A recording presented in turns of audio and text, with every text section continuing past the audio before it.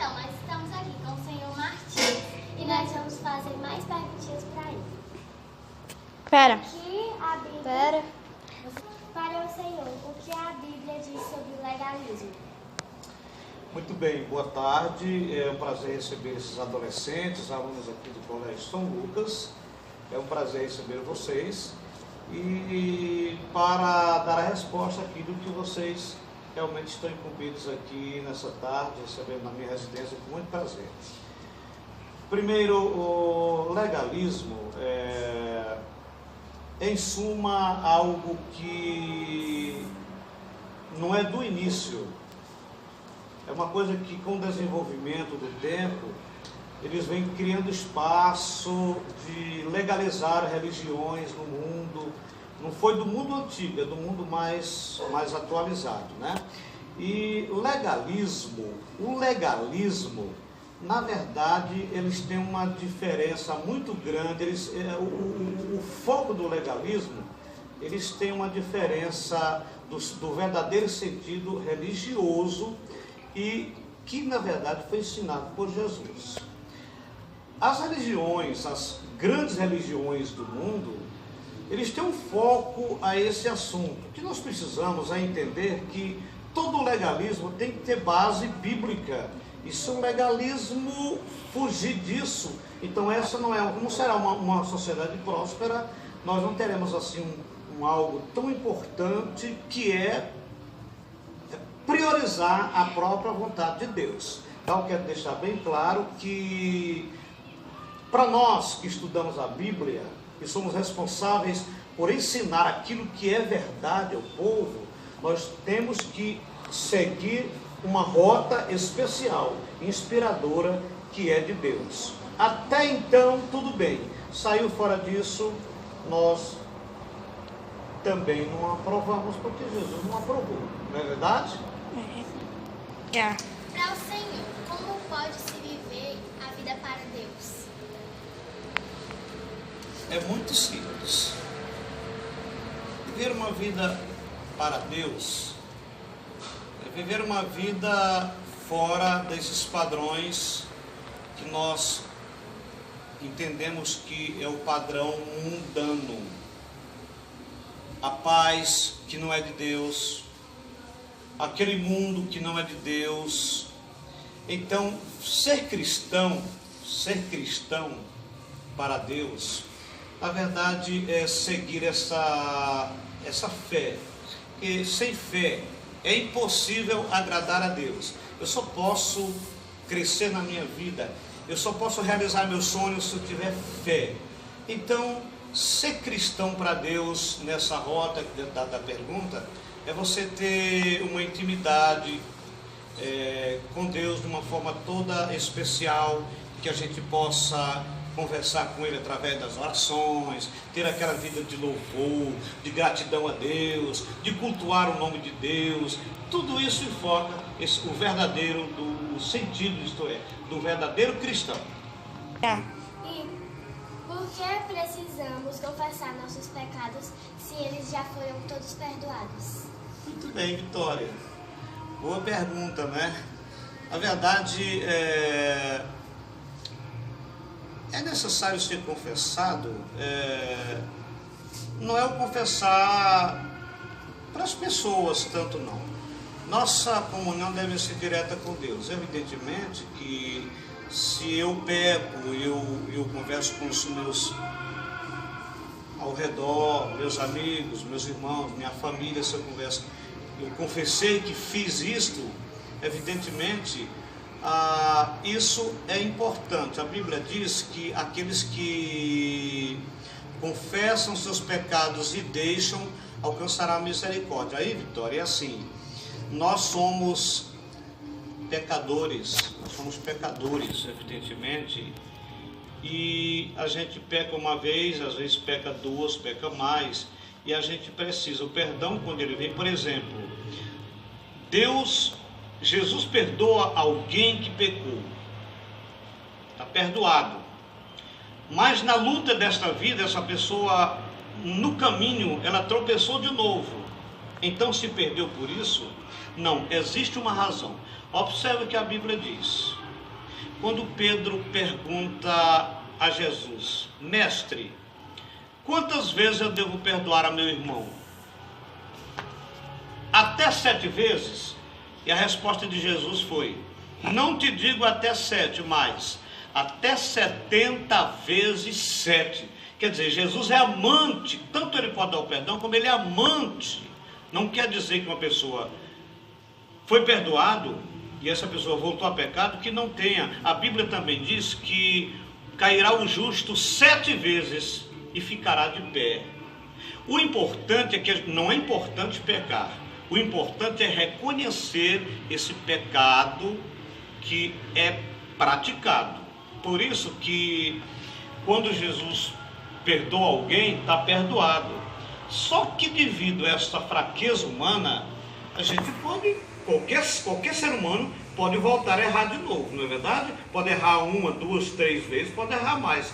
Então, não é que eu possa, porque quer deixar bem claro, a gente pode errar, agora a necessidade é você reconhecer que errou, porque o perdão vem mediante o arrependimento e o reconhecimento. Por isso, o perdoado pode voltar a pecar e pode ser perdoado de novo, desde que haja um reconhecimento e o arrependimento. Eu chamo tudo isso de misericórdia de Deus e reconhecimento de cada um de nós.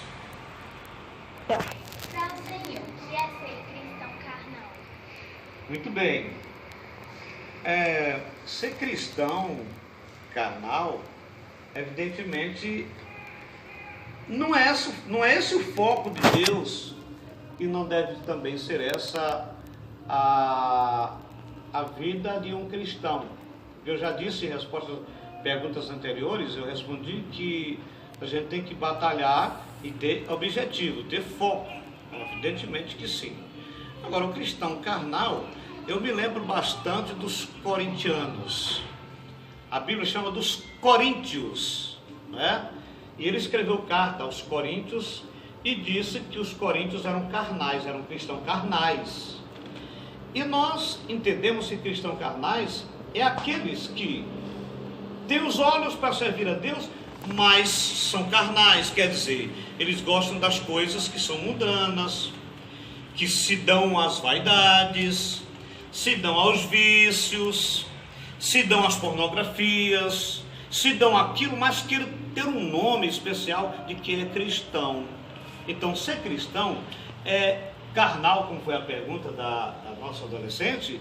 Ser cristão carnal é a pessoa estar fora do plano divino, da vontade de Deus. Ser cristão para Deus, na verdade, é seguir essa fé. Porque sem fé é impossível agradar a Deus. Eu só posso crescer na minha vida, eu só posso realizar meus sonhos se eu tiver fé.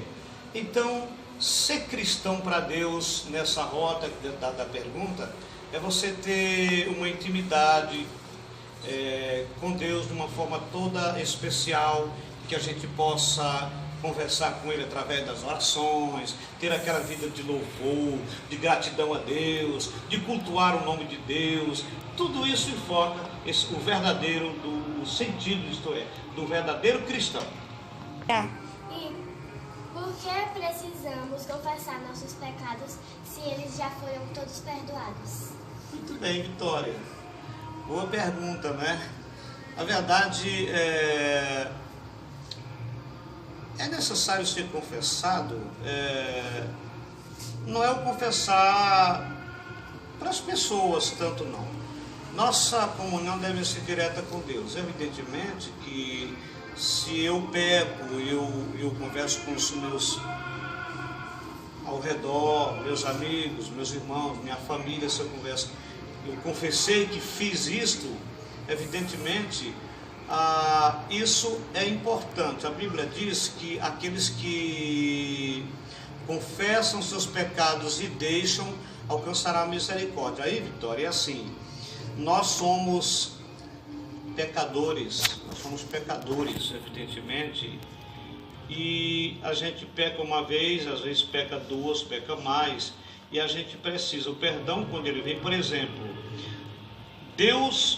Jesus perdoa alguém que pecou. Está perdoado. Mas na luta desta vida, essa pessoa, no caminho, ela tropeçou de novo. Então se perdeu por isso? Não, existe uma razão. Observe o que a Bíblia diz.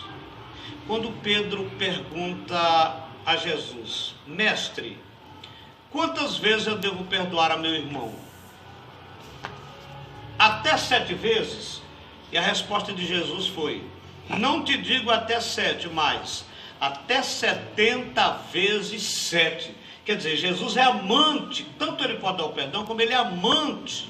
Não quer dizer que uma pessoa foi perdoado e essa pessoa voltou a pecado, que não tenha. A Bíblia também diz que cairá o justo 7 vezes e ficará de pé. Não te digo até 7, mas até 70 vezes 7. Quer dizer, Jesus é amante, tanto ele pode dar o perdão, como ele é amante. Não quer dizer que uma pessoa foi perdoado e essa pessoa voltou a pecado, que não tenha. A Bíblia também diz que cairá o justo 7 vezes e ficará de pé. O importante é que não é importante pecar. O importante é reconhecer esse pecado que é praticado. Por isso que quando Jesus perdoa alguém, está perdoado. Só que devido a essa fraqueza humana, a gente pode, qualquer ser humano pode voltar a errar de novo, não é verdade? Pode errar 1, 2, 3 vezes, pode errar mais. Então, não é que eu possa, porque quer deixar bem claro, a gente pode errar, agora a necessidade é você reconhecer que errou, porque o perdão vem mediante o arrependimento e o reconhecimento. Por isso, o perdoado pode voltar a pecar e pode ser perdoado de novo, desde que haja um reconhecimento e o arrependimento. Eu chamo tudo isso de misericórdia de Deus e reconhecimento de cada um de nós. Para o Senhor, o que é ser cristão carnal? Muito bem. Ser cristão carnal, evidentemente, não é esse o foco de Deus, e não deve também ser essa a vida de um cristão. Eu já disse em resposta às perguntas anteriores, eu respondi que a gente tem que batalhar e ter objetivo, ter foco. Evidentemente que sim. Agora, o cristão carnal, eu me lembro bastante dos corintianos. A Bíblia chama dos coríntios, né? E ele escreveu carta aos coríntios e disse que os coríntios eram carnais, eram cristãos carnais. E nós entendemos que cristãos carnais é aqueles que têm os olhos para servir a Deus, mas são carnais, quer dizer, eles gostam das coisas que são mundanas, que se dão às vaidades, se dão aos vícios, se dão às pornografias, se dão aquilo, mas querem ter um nome especial de que é cristão. Então, ser cristão é carnal, como foi a pergunta da nossa adolescente. Ser cristão carnal é a pessoa estar fora do plano divino da vontade.